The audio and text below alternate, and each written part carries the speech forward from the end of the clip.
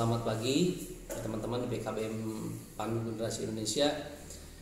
Hari ini kita akan membahas materi. Di samping saya ini ada logo PKBM Pandu Generasi Indonesia, di mana logo tersebut diambil dari sebuah buku dari Robert T. Kiyosaki yang bertema itu Cash Flow Quadrant.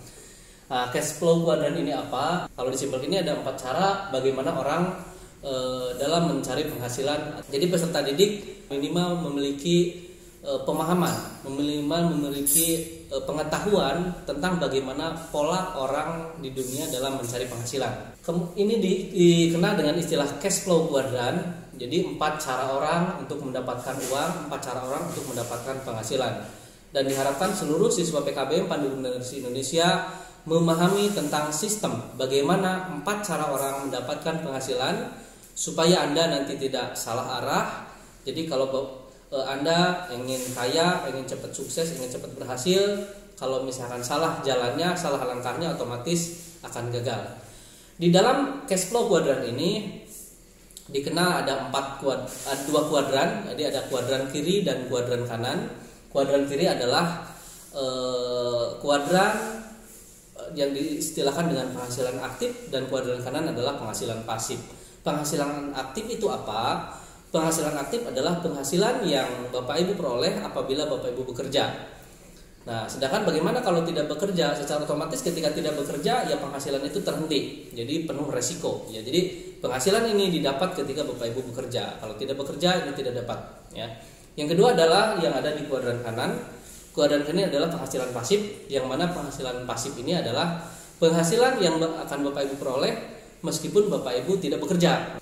Kemudian di dalam cash flow quadrant, di kuadran kiri kita mengenal ada huruf E dan S. E ini adalah employer, S ini adalah self employer, B ini adalah business owner, dan I ini adalah investor. Nah, yang pertama, jadi level pertama itu adalah level yang E. Yang E ini adalah employer. Jadi employer ini adalah orang yang mendapatkan penghasilan dengan cara bekerja pada orang lain. Silakan diulangi. Orang yang mendapatkan penghasilan dengan cara bekerja pada orang lain. Nah, jadi dia dapat penghasilan digaji sama orang lain. Ini level employee. Employee itu adalah karyawan. Siapa contohnya? Contohnya ya mereka yang bekerja pada perusahaan. Mereka digaji sama sistem. Mereka digaji sama orang lain. Itu adalah employee. Ini penghasilannya sangat kecil di sini.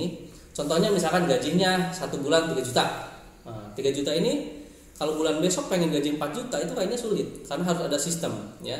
Jadi yang di employee ini dia mendapat keuangannya kecil, ya, karena dia bekerja pada orang lain. Yang kedua ada self employee. Self employee ini adalah orang yang mendapatkan penghasilan dengan cara bekerja untuk dirinya sendiri. Jadi kalau yang employee itu bekerja pada orang lain, kalau yang di self employee ini dia yang bekerja untuk dirinya sendiri. Contohnya siapa? Contohnya mereka yang berusaha sendiri, mereka yang buat produk sendiri, mereka yang jual sendiri. Tukang cilok, tukang bakso. Mungkin secara profesi ini agak kasar profesinya, tetapi secara finansial, secara penghasilan ini akan lebih besar daripada yang di employee tadi. Kalau yang di employee gajinya paling UMR yang Pangandaran 1,5, ya, kemudian yang lainnya itu sudah ada upah minimum regional. Kalau yang self employee ini biasanya penghasilannya lebih besar. Kalau di employee biasanya memerlukan standarisasi, misalkan harus lulusan apa, harus lulusan sekolah apa, perguruan tinggi S1, S2 misalkan. Tapi kalau yang di self employee ini tidak dibutuhkan itu. Jadi dibandingkan antara employee dan self employee, jelas self employee ini memiliki penghasilan yang lebih besar, memiliki waktu yang lebih leluasa. Kalau yang di employee waktu ini sangat sempit. Ya, jadi kalau dianalisis, kalau yang di employee dia memiliki uang sedikit, kemudian waktunya juga sedikit. Kalau di self employee ini juga sama. Ya, dia uangnya sedikit lebih besar daripada yang employee, tetapi waktunya ini lebih leluasa. Tapi tetap mereka dikendalikan oleh waktu. Ya. Nah, kalau yang di self employee ini memiliki resiko. Jadi ketika si self employee ini dia tidak bisa bekerja pada hari itu, secara otomatis dia tidak akan mendapatkan penghasilan. Kalau yang employee seminggu sakit dia masih tetap dapat gaji. Jadi dia lebih safe, lebih aman untuk penghasilan. Tetapi dari segi penghasilan yang self employee ini lebih kecil. Yang employee ini lebih kecil. Tapi self employee ini dari segi penghasilan lebih besar, kemudian dari segi waktu dia lebih santai. Ya, ketika tukang cilok atau tukang dagang apapun, dia akan libur selama 1 minggu, dia akan bebas menentukan liburnya. Dan mungkin akan sedikit orang yang protes. Tapi kalau Anda sebagai seorang karyawan, ketika Anda memutuskan, saya pengen libur 1 minggu, libur 1 bulan, mungkin Anda akan dipecat. ya. Karena apa? Karena perusahaan membutuhkan Anda, karena Anda bekerja untuk perusahaan dan Anda menghasilkan uang. Jadi yang ada di kuadran ini, kiri ini adalah ketika Anda bekerja ya Anda dapat uang, dan ketika Anda tidak bekerja Anda tidak dapat uang. Makanya di logo PKBM ya, lihat ada E, S, B, I, kemudian ada tanda panah merahnya. Tanda panah merahnya artinya apa? Artinya Bapak Ibu yang telah mendapatkan pendidikan finansial ini, Bapak Ibu harus memiliki pola untuk berubah dari kuadran kiri ke kuadran kanan. Apa artinya? Bapak Ibu pemikirannya sudah mulai berubah, jadi jangan hanya berorientasi terhadap penghasilan aktif saja, tetapi bagaimana Bapak Ibu harus berkeinginan, memiliki cita-cita untuk mendapatkan penghasilan pasif. Apa itu penghasilan pasif? Penghasilan pasif adalah penghasilan yang akan Bapak Ibu peroleh meskipun Bapak Ibu tidak bekerja. Lantas yang ada di penghasilan pasif ini apa saja? Bisa dilihat di sini. Ada B dan I. B ini apa? B ini adalah business owner. Ya, business owner. Apa itu sistem business owner?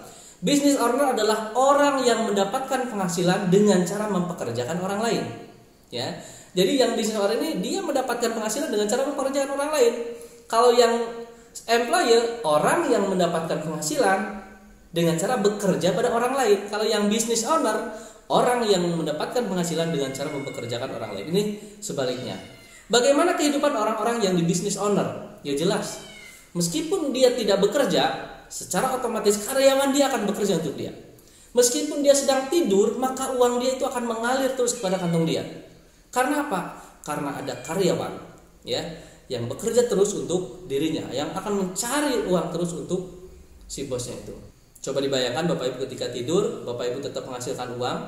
Bahkan ketika Bapak Ibu liburan sekalipun, ketika Bapak Ibu mengeluarkan uang, sebetulnya uang yang masuk ke rekening Bapak Ibu secara otomatis itu akan terus bertambah. Karena apa? Karena karyawan-karyawan Bapak Ibu, karena pekerja-pekerja yang bekerja di Bapak Ibu menghasilkan uang terus untuk perusahaan Bapak Ibu. Bagaimana penghasilan di kuadran kanan ini? Ini tak terbatas Bapak Ibu. Ya. Ketika Bapak Ibu pengen penjualan lebih banyak, Bapak Ibu tinggal menambah karyawan lebih banyak untuk penjualan. Otomatis penghasilan Bapak Ibu di kuadran kanan, di business owner ini melintasi batasan ruang dan waktu.